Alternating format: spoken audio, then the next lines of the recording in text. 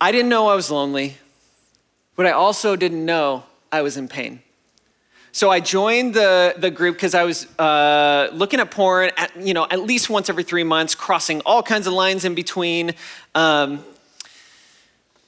I was married, and I had been married for 3 years. And so I was like, dude, nothing else is working. I'm going to try this group. So I get to this group, and I hear them say over and over and over, you have to sit in your pain. You have to feel your pain. Pain, pain, pain, pain. And man, I hadn't done none of this work, so you're hearing a lot of the fruit of a lot of years of work, but I hadn't done any of this yet. And so my realization, my understanding of my life was like, dude, I had a good life. Like, I had a good childhood. My parents are great. I grew up in a Christian home. I don't have, I like my marriage. I don't have a lot of pain. And so I did realize one thing though. I was like, okay, well, here's something. Maybe this is something. I haven't been able to cry in front of my wife since we got married. 3 years now. I'm like, maybe there's something there. I don't know. So I come back for 3 weeks. I come back and go, looked at porn again. I don't know what my pain is, because this is the homework I kept getting is, you need to be in pain by the next time you come back here. But I'm like, I looked at porn, but I just was bored. I don't know. I still can't cry in front of my wife, but And what I was telling them was this experience that I had over 3 years of, I would feel emotion, strong emotion. We had these big moments. And as I would cry with my sister, I'd cry with these friends, but as I would go to my wife, something would go and stop there. Like when I do this, I actually feel in my physical body, it feels like tears are coming from here. Now, that's not literally what's happening, but that's how I understand it. My experience is I feel it stop, and then it retreats and dissipates until I'm numb. And I could not get past that. I couldn't make myself cry. I couldn't even if I tried, and I tried. So one night after group is over, we only get 5 minutes to share in group because we got to get out of this room before the maintenance comes to clean up. And I'm sitting on the hood of my car with some friends, and they actually start going a little deeper than they had gone before because we have more time to talk about it. They start sharing some pain, and I'm just sitting there listening, being empathetic. And then one of them says, "What about you, Aaron?" And to this day, I can't tell you what actually worked in that moment, but I think it was Jesus. Yeah. What was down here went through, and I started weeping, and I said, "I'm afraid to be close to my wife." I never said those words before, never articulated it in my head, but it came out. Yeah. And as I wept, our wedding night came up to the surface. And all the expectations that I had, and these words that she said to me that cut my heart in half, that she didn't even realize she said.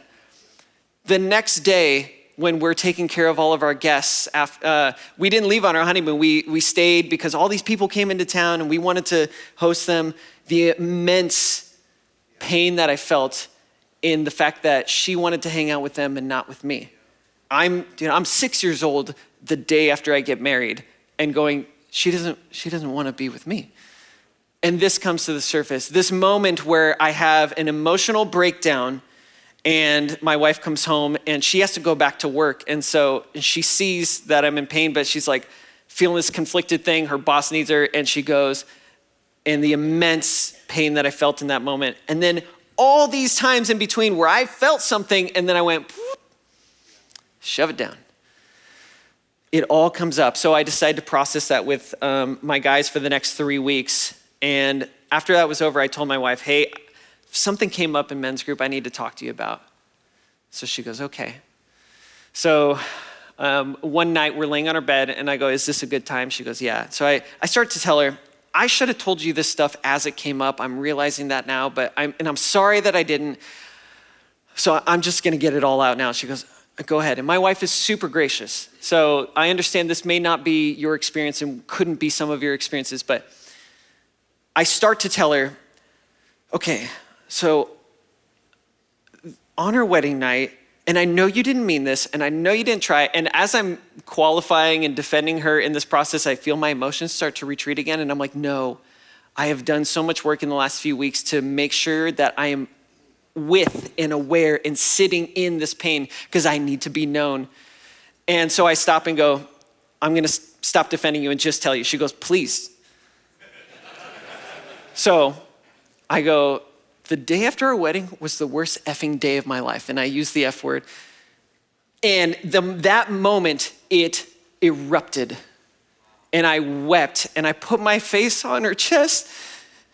And I told her all the things that hurt. And she put her head on my head and she cried with me. It was the first time in my entire marriage that I felt known by my wife. And that wasn't her fault that I was there. I didn't know that I was in pain. I didn't know how much was in there that I had shoved down because it's so hard to bring something up when you're afraid it's gonna disrupt relationship. It's so scary. But man, it was so damaging. Not only could I not cry in front of her in those 3 years, man, she wasn't funny anymore. My wife is hilarious. If you know my wife, she's hilarious. Listen to our podcast, Marriage Lab, you'll get a taste of that. She's so funny, but everything she said just annoyed me. After this moment, I cried for probably 15 minutes, and she cried with me, and then she got a chance to share how she felt. It was incredible. There was like a week later, she makes a joke, and I spontaneously laugh, and I stop and realize what just happened. And I was like, and I didn't tell her this, but I was like, I just laughed at her joke, and I didn't even try. The walls that came down from exposing my pain. So the past is not behind you, it's inside of you.